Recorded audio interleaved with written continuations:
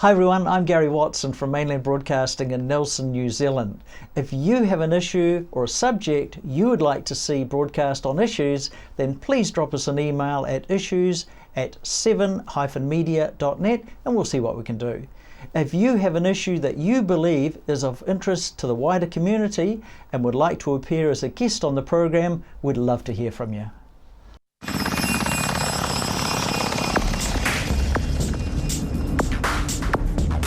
Along Main Street, right in a minute here, you're going to see some other people approaching the windows of the building with trash cans. And I can tell you, sir, you're under arrest.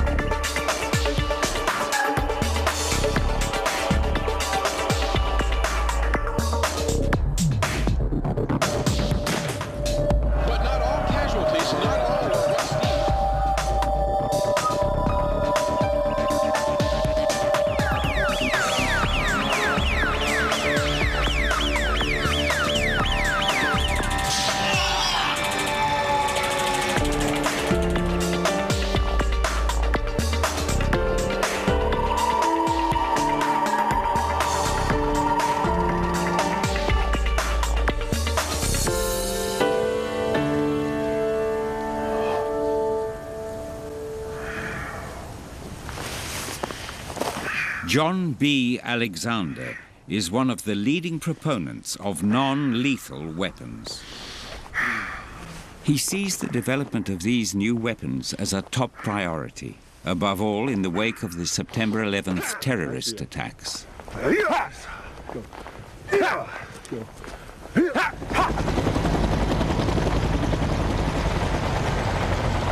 Outside, explosive G1. Commander Sid Heal is the highest-ranking authority on non-lethal weapons. Manufacturers send him their new models, hoping they will get his seal of approval. For if the Los Angeles Sheriff's Department buys, hundreds of police districts will follow suit. Millions of dollars hang in the balance. The history of non-lethal weapons goes back to colonial policing.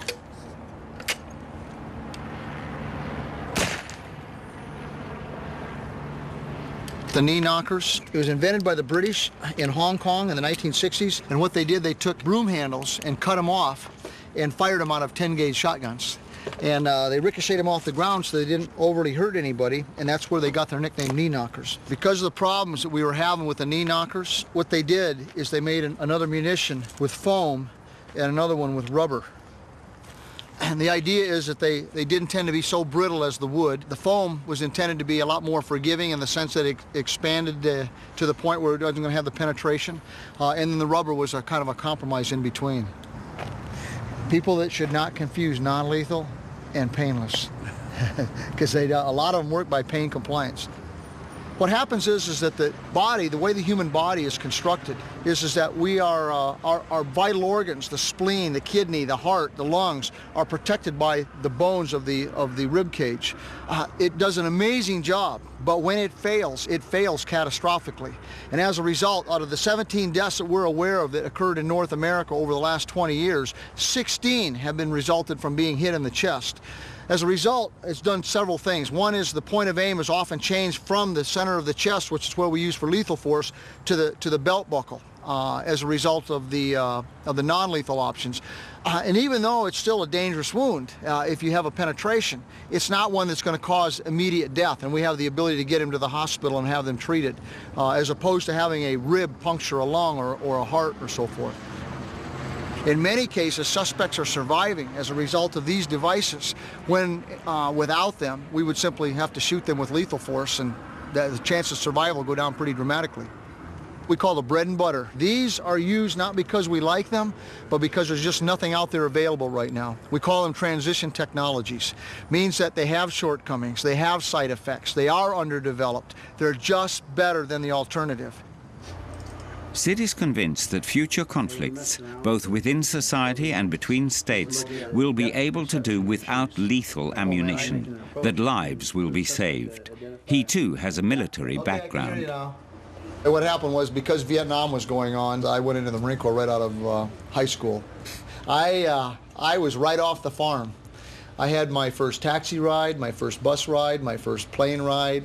I saw my first movie, and so if you would have asked me to find Vietnam on a map, I would not have been able to do it until I had gotten in the Marine Corps. By that same time, the year following, I could speak Vietnamese, some Vietnamese. I didn't even know the word non-lethal until about 1970, till the late 1970s sometime. I'd been in the Marine Corps like 10 years by then. The term non-lethal never entered into our conversations. What had happened is that where I really got interested in non-lethal was as a police officer. What had happened is that PCP, phencyclidine, had hit the streets, and it was the most strange drug that I'd ever seen, even to this day. It reduced the pain threshold to 0. While leaving the person fully conscious, and they acted out bizarrely. I can't tell you the number of bizarre things that I've seen. I watched a guy bite the cheek off his 14-month-old son, kick the steel screen out of radio cars, kick the doors out of the radio cars and windows. I can remember standing in the jail and watching a guy kick a 2-inch door with a 2-inch deadbolt and a 1-inch throw into a steel jam, and watching it coming out. He's kicking it with his bare feet, knowing that we were going to have to fight with this guy when he gets done. Watched him break handcuffs. I had a guy that hit a concrete lamp pole one time and popped his eye out of his socket, and then we end up in a big fight, and the whole time that we're fighting, the eye is dangling on the end of the optic nerve. I remember another guy that had hit a bunch of parked cars, and we got there, and he looks like he's 4 feet tall, and we walk up there, he's standing on the broken bones of his leg in the little grassy area between the sidewalk and the curb, and he's walking on the broken bones. I mean, it was unbelievable, and all the things that they told us in the academy didn't work. Pain compliance doesn't work if a guy has no pain threshold. And we were desperately trying to find something that we could resolve the problem without having to resort to lethal force. We tried nets and chains and poles and fire extinguishers, and we tried blankets, and I can't even think of all the different things we tried, and the technology just was not there. Vietnam.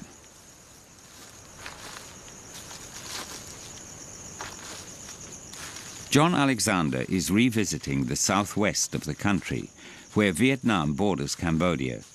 This was where he trained Cambodian mercenaries to fight the communists. It's the first time he has returned to Vietnam. With the help of old army maps, he finds the spot where he was stationed. In this 3-day stay, he says, he's learned more about Vietnam than he did in a year of fighting. Then, the troops were often holed up in hillside camps or being transported in a helicopter.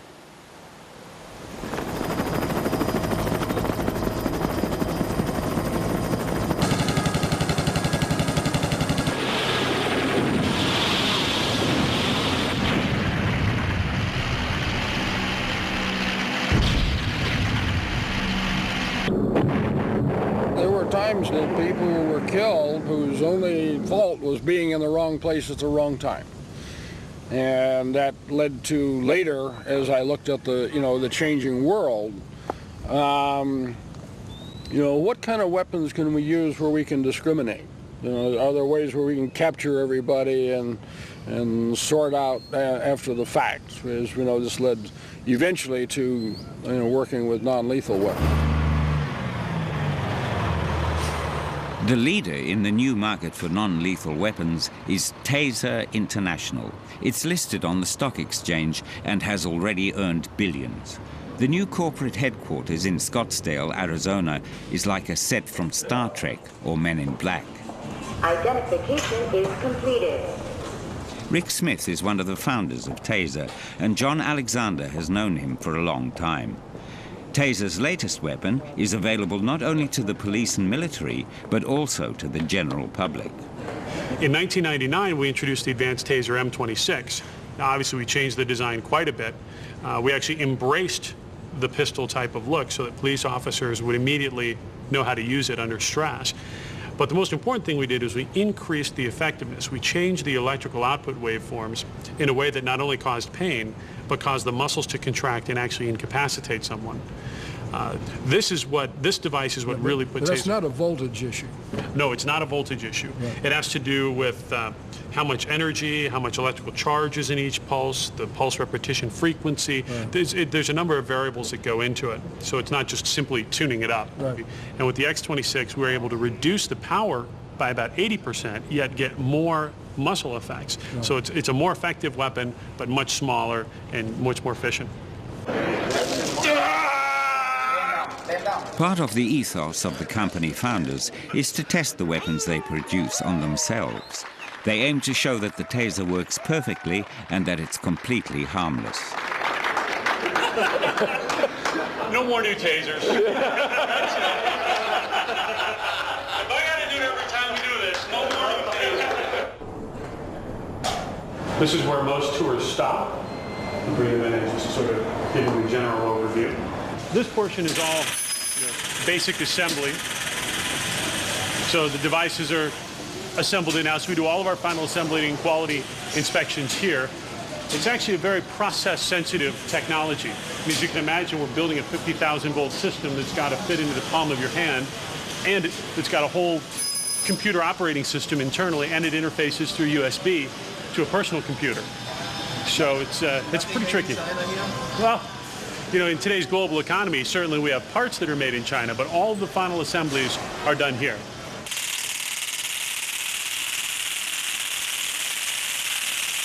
We do have the M26, our older technology, which is less expensive. But as you start to see all the technology and all the quality control that goes into it, every device, you know, is significantly tested before it leaves here because we have to be 100% sure it works when it hits the field. Every day, 500 to 1,000 weapons are produced here. The company aims for 10,000 and more, and it's looking for markets around the world. France alone ordered 5,000 tasers in 2006.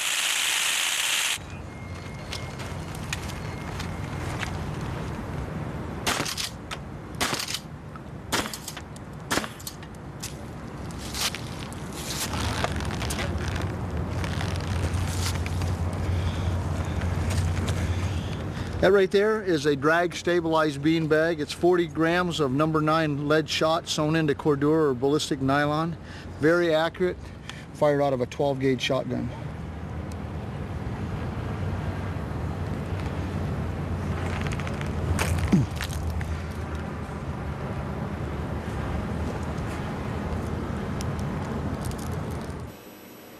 A beanbag covered in blood, and the distorted face of Carl Kesser. Carl is a filmmaker in Miami. He loves the generosity and multicultural flair of the city and works for companies like Coca-Cola and 3M. He's known in the film world for his documentary, Miami, the Magic City.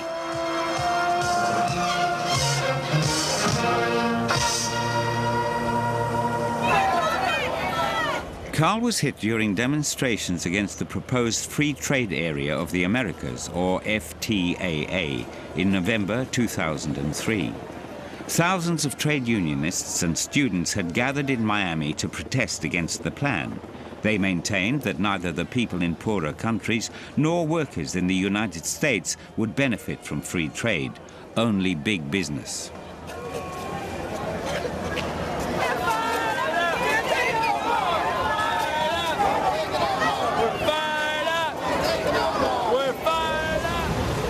Miami was allocated over $8 million out of the federal budget for the Iraq War to boost security for the FTAA conference.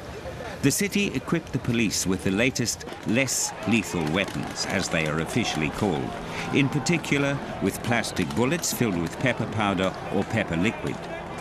The weapons can be set to rapid fire, like a semi-automatic rifle. The show of strength by police who look like something out of Star Wars is intended to be intimidating. Carl Kessler was actually filming in support of the FTAA when he was caught between the lines with his camera running. And so I was among, I'd say, about 100, mostly news people. I saw no one around that were creating any problems. There was a guy on a bicycle that I think was stupid because he was riding a foot away from, the policeman, and I don't know what he was saying, but, they knocked him down and dragged him into the crowd. It was like ants, after a dead bug. A couple young college students were yelling like, you can't do this, this is America, you can't act like this. And being shot at, and there was one guy that was in green that ran in and danced around. And the policemen all stopped. There was a barricade here, and it was really unusual. It was just so ominous to see this line of policemen dressed in the riot gear that I had gotten down here and I'd set my camera up so I was able to get a close-up without a shakiness to it. And as I'm close up, it was really ironic because the police chief, Timony, comes in the frame, unbeknownst to me, and as I whip the camera across and I start zooming back, I realize that these policemen are moving forward. There's not even a warning. There's no bullhorns, there's no nothing. Even though the police say different, I have it on tape. There was no warning at all. And as I'm zooming, I see these shotguns being shot, and I pick up my camera and I start running. And I'm running, and I'm running, and they are shooting. It's like a war. There's like 100 shots going over. And then I look to my left, and as I look to my left, I get shot in the head, and I scream, ow! Oh my God, he got shot! Oh my God! Oh my God!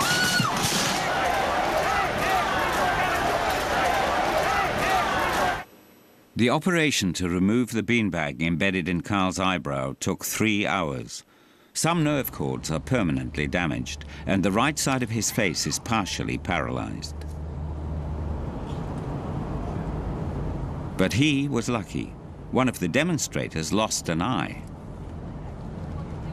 Carl sued the city administration for violating his civil rights. The courts rejected the suit. The city agreed to pay compensation, $180,000. But in the public mind, Carl is now identified as a protester. Some of his major clients now steer clear of him. Hi, I'm John McMillan at the Nelson Power Tool Centre. We have great prices on all the top quality brands of power tools. Tools and equipment at our showroom, 146 Tahunanui Drive in Nelson. The Nelson Power Tool Centre, the specialists that stand behind and service what we sell. Discover the Belgrove Tavern just 20 minutes south of Richmond on State Highway 6. A restaurant, functions, weddings, barbecue, garden bar with lots of room for kids. Come in, see us.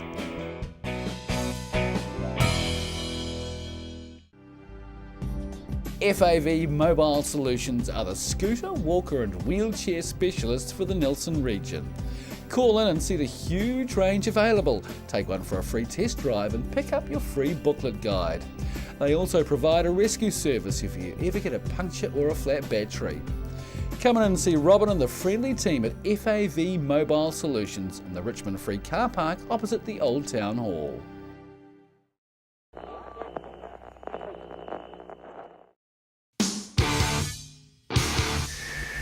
.1 The Shed. Oh, to be healthy.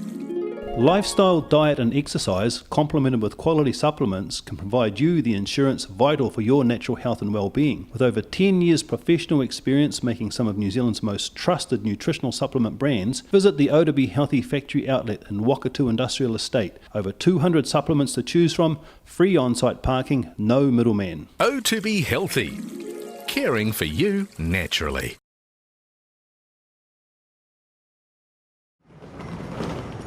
Michael Keith produces the widest range of non-lethal ammunition.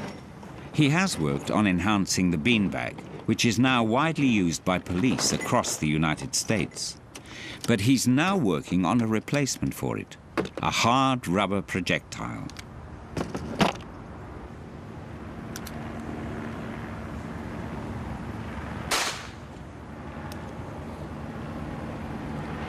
It works very similar to a beanbag. The only difference is that it's designed to travel very straight, and it's stabilized in flight.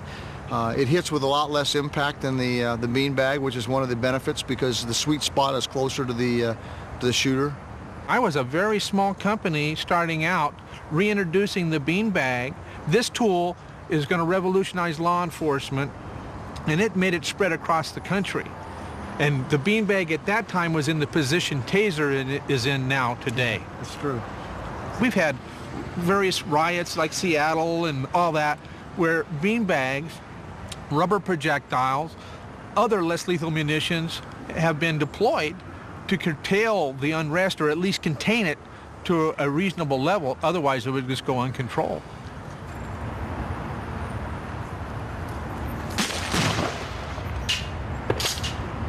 I like it. Give me another one. Here, give me a couple.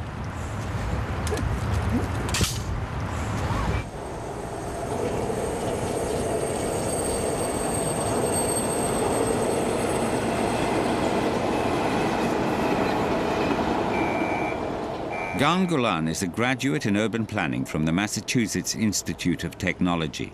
He wrote his thesis on how democratic consensus can be reached in societies ridden by conflict. In writing the thesis, he drew on his own experience as a protester against the FTAA in Miami. Gan and a group of friends also demonstrated outside this prison to show solidarity with fellow protesters who had been arrested.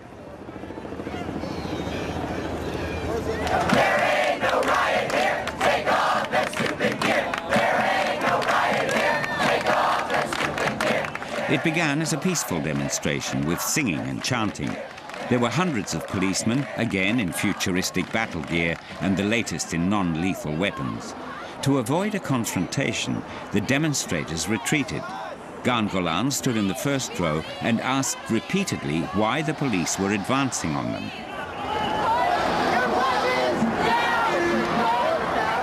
But the police were only interested in displaying their power.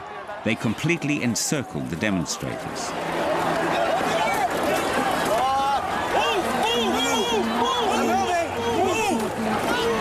Even though I was completely restrained and already in police custody, they held me down, and while one officer pulled back my head, another officer sprayed pepper spray directly into my eyes.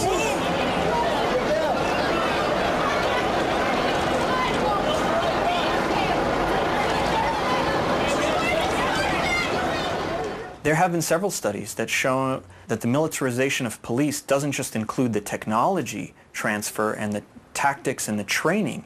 It's actually the personnel themselves are being largely drawn from the military. So people are bringing their experiences of occupation back from Iraq into your local neighborhood. And so a lot of that same mentality of seeing the public as a kind of enemy as opposed to a citizen whose rights must be protected is being transferred both in formal and informal ways into civilian policing. It isn't easy to film new developments in military technology. Since most military orders are placed by the Pentagon, it may refuse permission to film them. But Sid Heel welcomes publicity. Here, he's testing a weapon that New Scientist magazine has described as an instrument of torture. Existing non-lethal weapons can do too much damage. They're unpopular with the public. So companies are researching the alternatives. This is a microwave beamer. It uses a green laser beam for aiming. The laser is harmless, but the weapon fires an invisible energy impulse that causes a sharp pain when it heats the skin. You can see it coming right through my hand. It's the heat.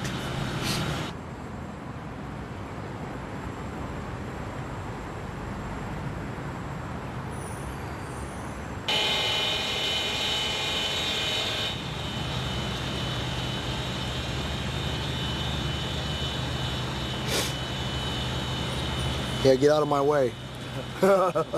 Which way am I going to go, right or left? Ah! Yeah, okay.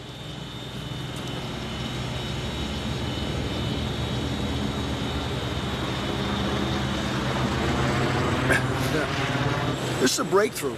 A lot of people miss this. If you look at the magic bullet someday is going to be some type of directed energy. This is the first device ever in history that provides adequate protection against lethal force. At its max range, it exceeds the max range of lethal force. That's a first. We've never had a non-lethal option that has even approached that level of effectiveness. Ultimately, the less lethal option that we're striving for is probably going to be the Star Trek phaser. It solves all of our problems. It's portable. It's always going to be there when we need it. It's discriminatory. I can strike one suspect and leave the guy right beside him by himself. It's 100% safe. It's 100% effective. It works on 100% of the population. I can use it on small people. I can use it on big people. But if you take that scenario and put that in perspective, it has existed in the public psyche since a Thursday night in September of 1966, 40 years. And yet, by their own script on Star Trek, it won't exist for another 300 years. But in reality, it's become the de facto standard against which all less lethal options are measured against. Obviously, taking him alive is going to be difficult. Set your phaser on 1/4. I'll leave mine on stun. The demonstration device is still a long way from the Star Trek phaser, but arms manufacturers are working to make energy beam weapons a reality.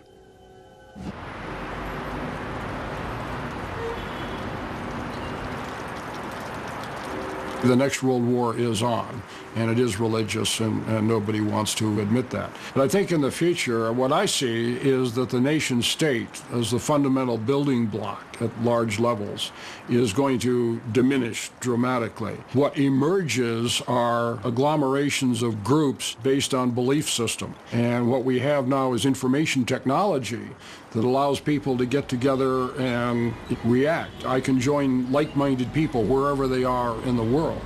And we do that with the internet, with faxes. We've seen in recent conflicts, you know, the information coming out instantly from the battlefield.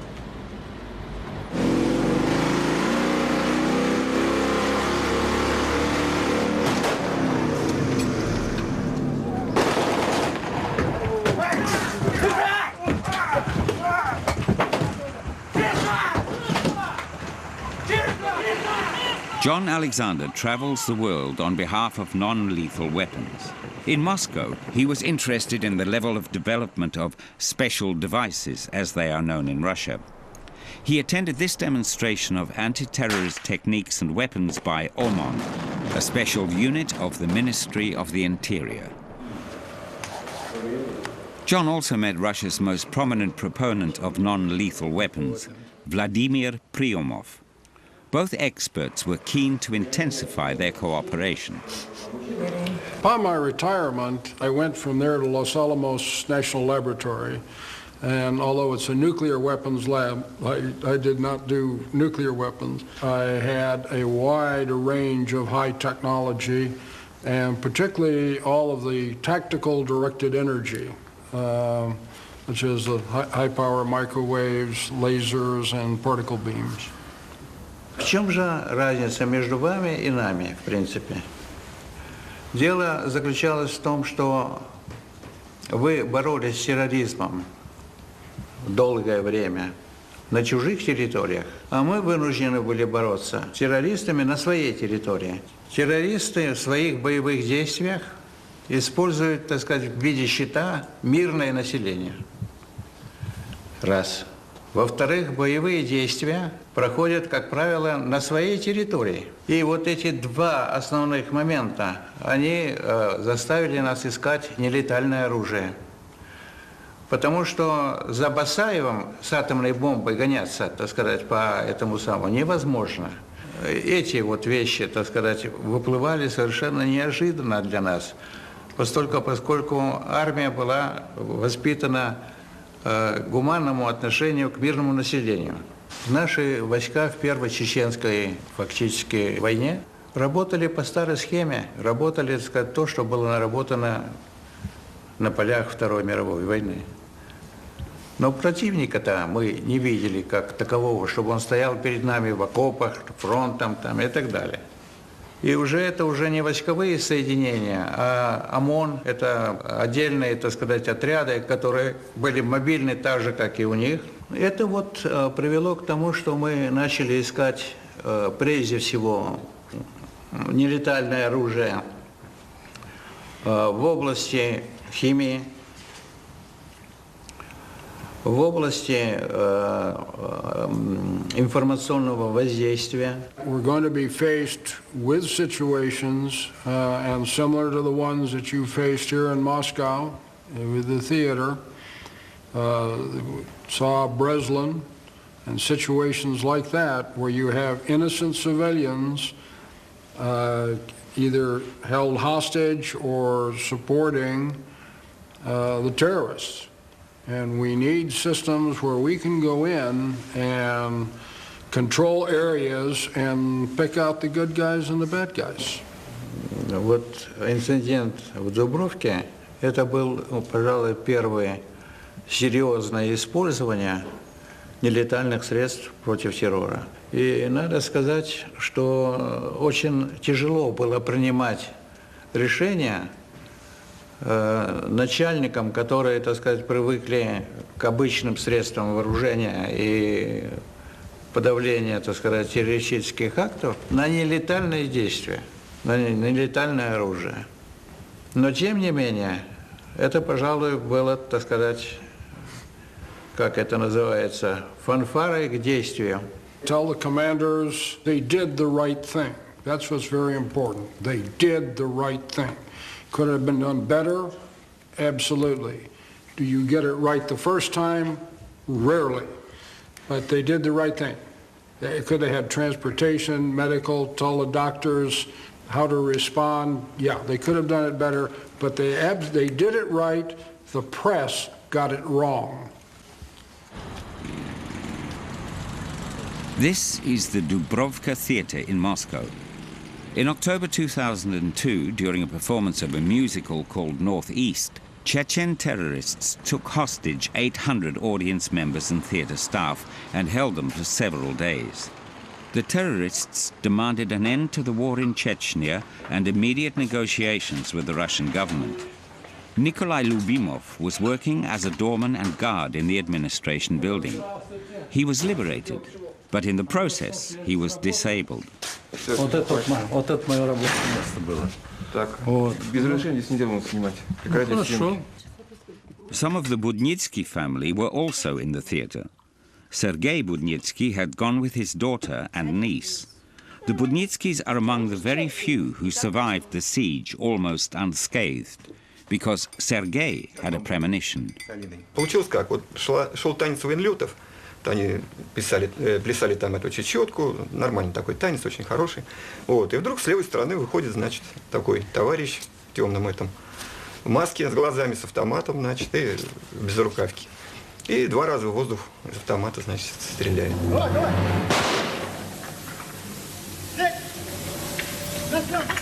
В частности, в основном разговоры вел командир их, Бараев. Дальше. Вы, значит, это захват, вы являетесь заложниками наши. Цель нашего захвата привлечь общественное мнение к войне в Чечне. Вот. И, значит, требование прекратить войну в Чечне. Газ я предвидел, я взял бутылку воды минеральной, заначил, разорвал платок, у меня был большой носовой, там у Ксюшки была косыночка. Я им сказал: девчонки, если будет штурм, если только увидите газ, сразу мочите платочки, на это одевайте на это самое на лицо и тихо, спокойно сидите там, наклонитесь и лежите так, пригнитесь. For almost 3 days, adults and children alike had to go without food. The Russian president, Vladimir Putin, had refused to negotiate. The hostages suspected that commandos would storm the theatre just before the terrorists' ultimatum expired. Я обращаюсь к ним, говорю: ребята, по-моему, какой-то газ подпускают. Вы не чувствуете? Я говорю, запах какой-то сладкий такой в носу. Ну, женщина передо мной сидела, она оптимистка такая. Да что вы, Николай Алексеевич, я думал, зловонием из ямы оркестровой пахнет. Почему? Потому что мы туда ходили отправлять там свои естественные нужды. И вот за сценой было видно, как пошел такой небольшой поручик такой через вентиляцию сверху. И в это же время, значит, скачали вот эти два друга, сорвали все эти маски, прислонили к носу, побежали за сцену и начались первые выстрелы. Я, значит, в это время с ними намочил вот эти платочки быстренько. Вот, значит, они вот Ксюша сидела, потом Ирина сидела, и я вот слева сидел. И мы так вот друг на друга прилегли, вот, и я их курткой накрыл кожаной, и все, я провалился. Я только слышал вот, очередь автоматную, 1 или 2 взрыва. The liberation operation was chaotic. Despite the gas, the soldiers and militia first shot the terrorists and only then began to carry the hostages out.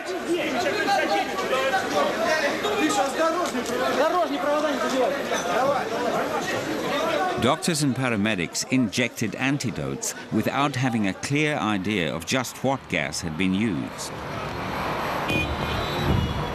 The lack of planning became obvious in the haphazard care for the survivors.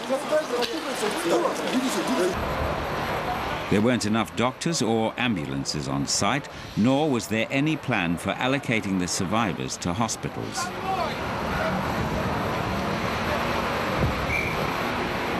Most of the deaths occurred during the rescue.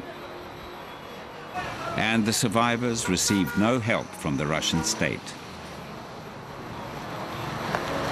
Другие симптомы уже даже когда домой я пришел, другие симптомы, стало ощущать, что я чувствую, что у меня и как бы лицо тоже наполовину окаменело, да, и потеряло чувствительность. То есть я стучу, допустим, там, или бреюсь, я не чувствую. Правую сторону нормально, а левую не чувствую, да.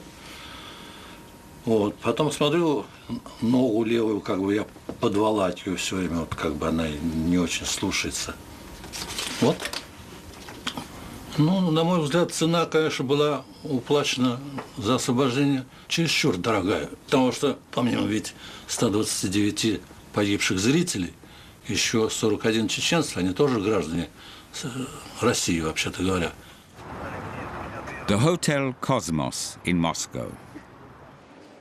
The parcels being delivered contain copies of a book also called Northeast that gives the first detailed analysis of the hostage crisis and the bungled rescue. This is a red-letter day for the woman behind the book, Tatyana Karpova, who chairs the Association of Northeast Victims.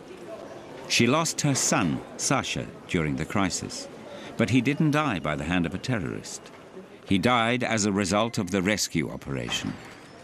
Спасти народ при терактах, если массовый происходит какой-то захват, использование этого газа, спасти каждого человека, это просто реально невозможно, осуществимо. Либо государство должно очень четко, тщательно продумывать каждый свой шаг. Why would you want to pay as much as $1,000 for a single bed mattress when you can buy a high quality locally made mattress like this for as little as $220? And a queen size mattress could cost you in excess of $3,000, but at Nelson Beds you could have a mattress like this as low as $425. So why would you go out and spend a fortune on your child's bedroom when you can come to Nelson Beds and buy a complete single mattress and base set, a 7-drawer Scotch chest, a headboard and a 3-drawer bedside cabinet for as little as $979? So call and discuss our custom manufacturing options and local after-sales service at Nelson Beds, Nelson's only bedding manufacturer.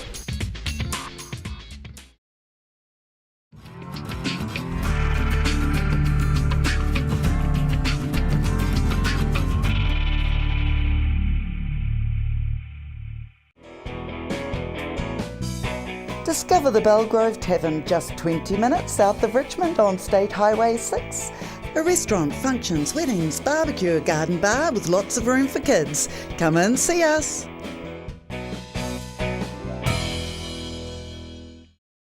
Nelson Tire Center. Great prices, great service. Buy your own Bryford trailer. All types, all sizes. See Colin Douglas for your tires and batteries.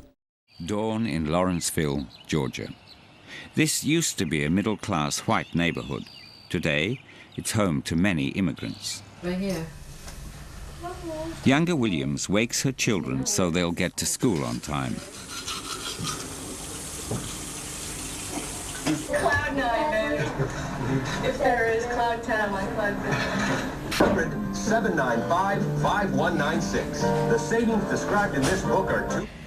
Please let us reach our final destination, which is my prayer. Amen. And let's make good decisions, good choices, so we can have a successful day.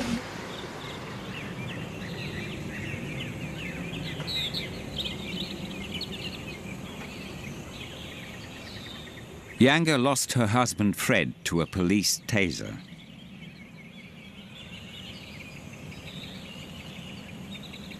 Fred, an epileptic, became violent during a seizure. Younger explains to her attorney, Joan Crumpler, what happened when police arrived on the scene. Fred was arrested, and while in the county jail, he was repeatedly stunned with a taser. Younger and Joan are convinced that this caused his death. They have brought an elaborate lawsuit against the police and Taser International.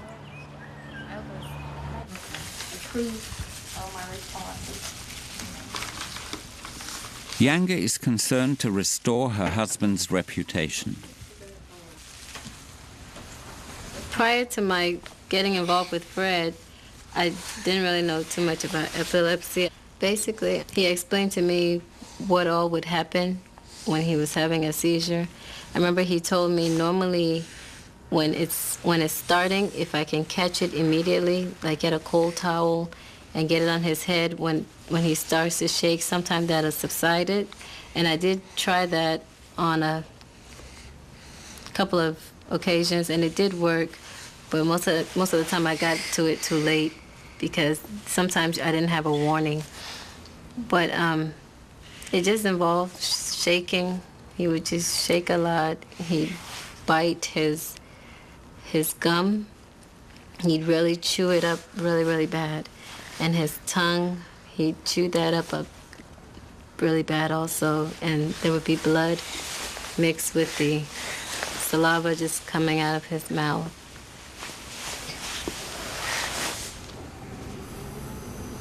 Fred had what turned into gradual paranoid behavior, asking Younger to make a phone call for him, call his minister. He felt like something was grabbing his tongue, something was in his throat, which is very consistent with how you feel when you're having a seizure. She felt like the best thing for her to do, call 911 and ask for help, and she did that. We have the officer on the way, though. It is 745 Mill Station Drive. Is that where you live? No, 795. He's out there in the street. He's yelling and he's screaming. You can't miss the house. It's 795. The 911 operator told Younger that she was sending a police officer and he could make determinations of what needed to be done. The police held an inquiry into the incident. The interviews with officers were recorded. It was Officer Robert E. Kenyon who had the first contact with Fred Williams, and that contact began a chain reaction. The guy was standing at the bottom of the driveway next to the street, and he looked really, really agitated. I mean, just... when you say that, what do you mean? Just the look on his face? The look on his face, the way he was moving, and he's going like this, and he's sweating like crazy. He ignored Younger's very direct first statement, "My husband is epileptic." It's on the 911 tape. You can hear her say it to the officer. Okay, the police is here. Okay, thank you. Okay. That's the whole phone is this. Basically, my husband is epileptic. They told me, I do remember one thing they told me. She said that he's an epileptic and he hadn't been taking his medication. Okay. And I don't know that much about epilepsy, but that didn't make much sense to me. And I did get close to him. He reached up and he touched my arm. And he was saying something, I can't remember what he was saying, but he reached up and touched my arm. And I backed up and I said, "Nah, don't touch, don't touch me." He came at me again, I swung, he grabbed my baton. Okay. So I grabbed the top of my baton and twisted, like they say you should. Well, he pulls back like this and I lose my balance and I start to fall. Well, I'm not going to let go of my baton, and so I went face first into the driveway. Okay. Well, and it hurt. So at that point, he signals on his police radio, officer down, signal 63. 222, 63. 10-4-222, calling at signal 63, 222's location, 795 Mill Station Drive. And units come, horns blazing. Someone has hurt an officer. And that's how they all arrived at the scene. Essentially, after the officer's down on the ground and called 63, he's taken out his gun. He's telling Frederick Williams, put his hands up, he's going to kill him. And Yanga, in front of her children, pleading not to shoot him, not to kill him. He's unarmed. He hasn't done anything wrong. He's sick. He needs help. Please don't shoot my husband. And at that point, Frederick runs into the house. The officers arrive. They storm into the house. They chase him out the front door. They pile on top of him. They handcuff his arms behind his back, his feet together. They carry him to a patrol car. Meanwhile, an ambulance appears to treat the officer's bloody nose. Once again, the family saying, please allow this ambulance and these medical people to treat my husband. And the officer responds to Yanga, ma'am, your husband has injured an officer, he's going to jail. And it went from there. Sergeant Michael Mustachio was the officer who used the taser. On the orders of the officer in charge, he applied it 5 times to Fred Williams in the area of the heart. This taser did not fire darts. It was a point contact model for application directly to the skin. Is that a bribe? I'm not a bribe. Lieutenant Cook was giving commands to stop resisting, so I went over and point contacted him with a taser. Okay. Got him on the upper chest. Okay. You give him a full 5-second blast? Yes. How did he react to that? Hard to tell. He was still thrashing around, but after the 5 seconds, he went down in the chair. He dropped in his the back chair? and everything went down inside the chair like he was seated. Okay. They were still trying to get the straps on. He arched up again. So I hit him again. Lieutenant Cook was still giving the command, stop resisting, stop fighting. When you say hit him again, you're meaning deploying Point contacted, right. With the M26? Right. Okay. Is the effectiveness difference between probe and point of contact? I don't know. Not sure. Okay. Don't kill me, man! Don't kill me!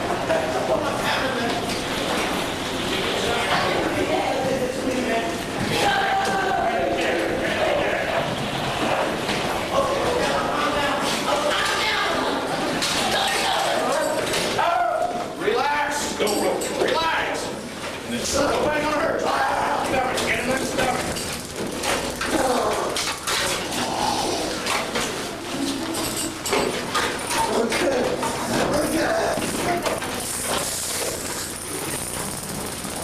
Stop resisting! Want it again? Don't resist! All right. Feet are secured. Go. Stop resisting!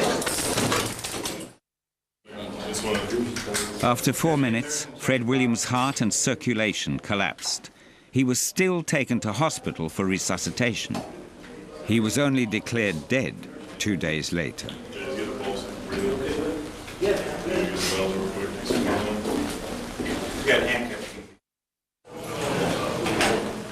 None of the officers involved was charged with any wrongdoing or suffered any disciplinary action.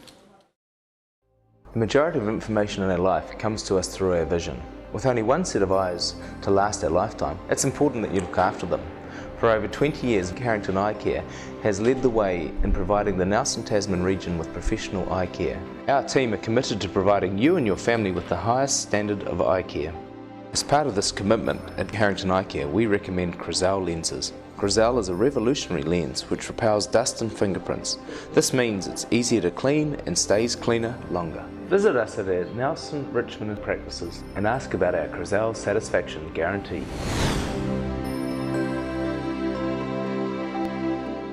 from small cars to trucks to commercial vehicles. We have all the leading brands of tyres, including Bridgestone. A local professional qualified team serve the entire region 24/7. Tasman Tyre Treads, serving Richmond, Motueka and Golden Bay. Hi, my name's Ian Mortimer. Mortimer Auto Upholstery is your one-stop shop for all your upholstery needs. We do car and boat interiors, boat canopies, ute tonneau covers, canvas and PVC fabrication. Call in and see us in Oxford Mews, 72 Oxford Street, Richmond. You can't touch this. You can't touch this. Tune into Sunshine Radio, 87.8 and 107.5 FM. The music hits me so hard, can't touch this.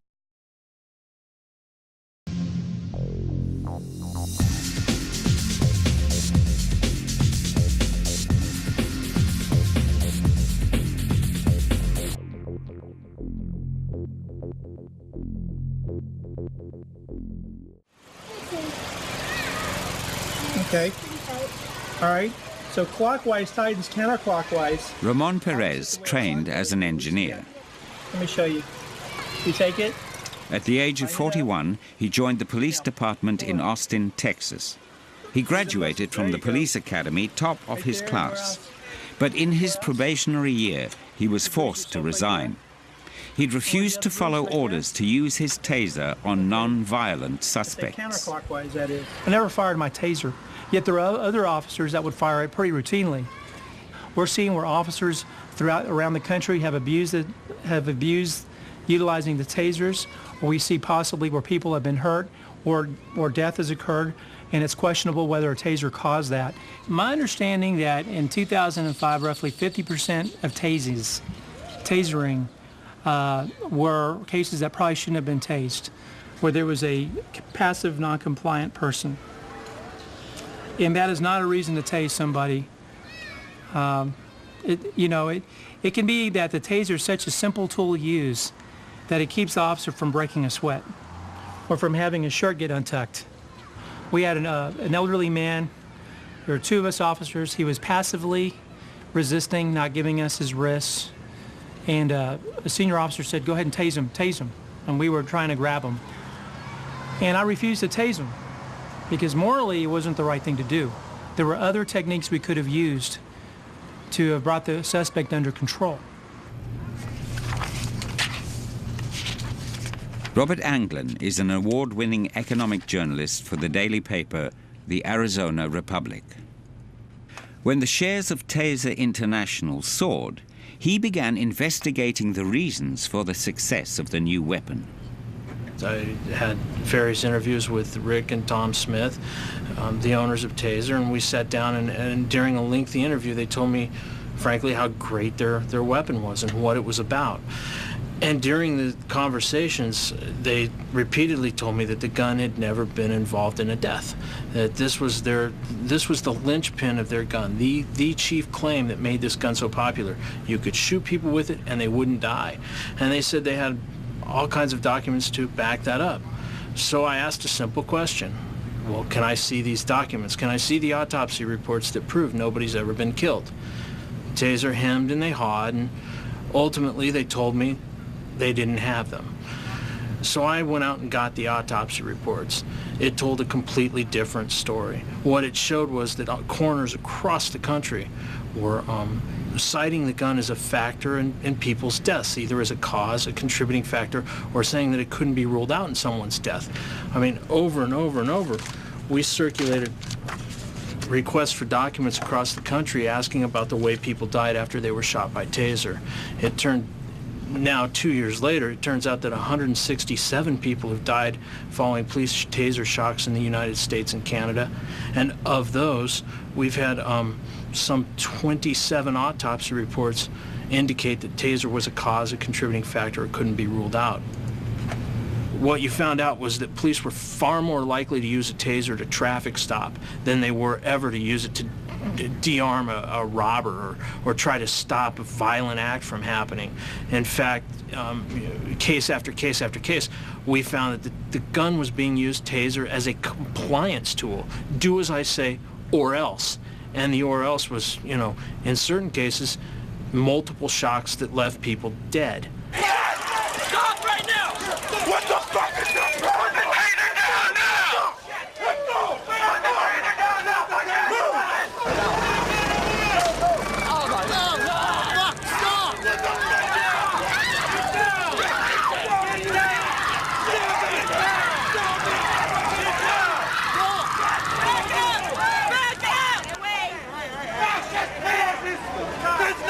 fucked up! How'd you get 400 million?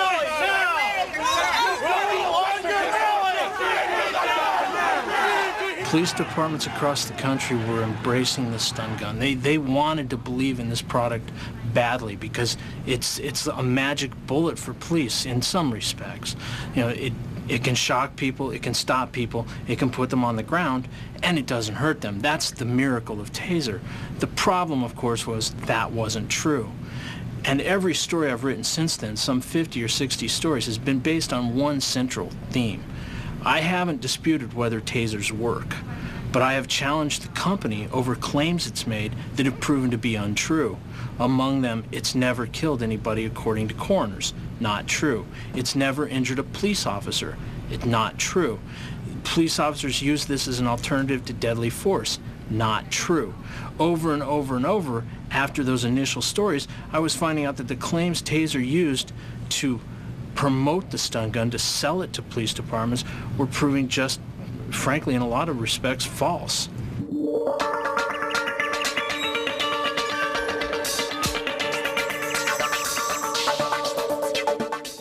Well, that's Issues for another week. I hope you can join us at the same time next week when we'll cover another subject on the Issues program. In the meantime, if you have an issue or a subject you would like to see broadcast on the program, then please drop us an email at issues@7-media.net.